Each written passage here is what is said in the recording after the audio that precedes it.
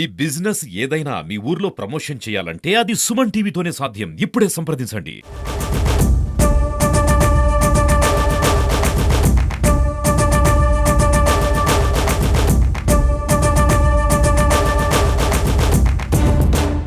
Welcome to Suman TV.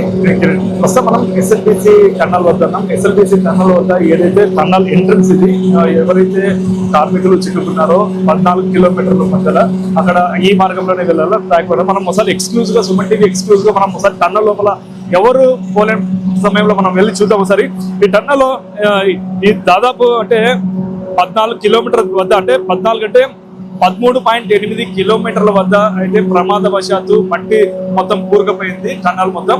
అందులో ఆ సమయంలో ఏదైతే వర్క్ జరుగుతుందో చాలా మంది కార్మికులు అయితే ఉన్నారు, ఇంజనీర్లు కానీ కార్మికులు కానీ 40 మంది అయితే ఉన్నారు. ఆ 40 మందిలో కూడా దాదాపు 32 మంది అయితే ప్రాణాలని అరచేతిలో పట్టుకొని పరుగులెత్తుకుంటా బయటకు వచ్చారు.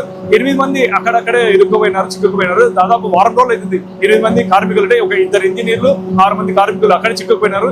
ఇంతవరకు వారి ఆచూకీ అయితే లభ్యం కాలేదు. ఇంతకు వాళ్ళు బ్రతికున్నారా లేదంటే ఇంకా జీవిస్తున్నారా అనేది ఇంతవరకు అధికారికంగా ఎవరు కూడా తేల్చలేకపోతున్నారు. అయితే నిన్న మొన్న అయితే వార్తలు వస్తున్నాయి. అయితే జియోలాజికల్ మిషన్ తో 5 బాడీలు గుర్తించినాము అని చెప్తున్నారు. అయితే జియోలాజికల్ మిషన్ కేవలం అది మట్టిలో ఏమన్నా అంటే ఐరన్ కానీ ఏమన్నా ఉంటే చెక్ చేస్తుంది. అయితే దాంతోపాటు అది ఐరన్ కావచ్చు లేదంటే మనిషి డెడ్ బాడీ కావచ్చు అని చెప్తున్నారు. కానీ ఇదైతే డెడ్ బాడీలు అని చెప్పేసి నిర్ధారణ అయితే కాలేదు.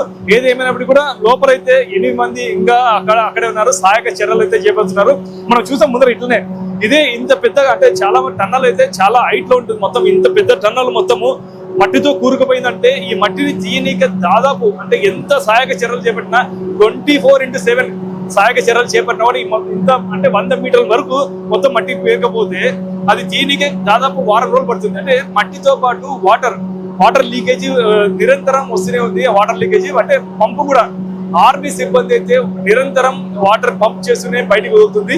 అది చూస్తున్నాను అసలు బయట మనం అది కూడా ఇంకో వీడియోలో చూస్తాం. మనం నిరంతరంగా బయటకి అయితే పంప్ అవుతాం. ఆ వాటర్ పోనీకే దాదాపు అంటే ఇది అన్అఫిషియల్ గా ఎవరు చెప్పట్లేదు కానీ వాటర్ తీయనికనే ఒక 4-5 రోజులు పడుతుంది. వాటర్ తీసినాక మొత్తం దాంట్లో మట్టి అయితే పేరుకపోయింది. ఆ మట్టి తీయాలా, తర్వాత కార్మికులు ఉన్నారు, ఆ కార్మికులు ఎక్కడ ఉన్నారు, మట్టిలో ఇరుక్కుపోయినారా ఇలాంటి మిషన్ దగ్గర ఉన్నారా.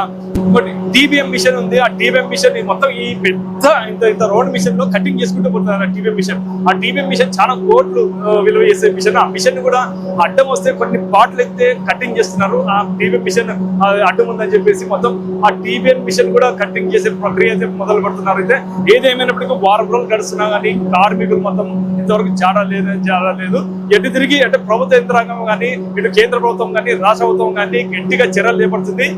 ఎవరైతే ఉన్నారో ఇరుక్కున్న కార్మికులు వెంటనే వాళ్ళని రక్షించాలా, లేకుంటే వాళ్ళ పరిస్థితి ఏమో తెలుసుకోవాలని చెప్పేసి అయితే నిరంతరం అయితే కృషి చేస్తున్నారు. మనం ఈ టన్నల్ చూస్తున్నాం.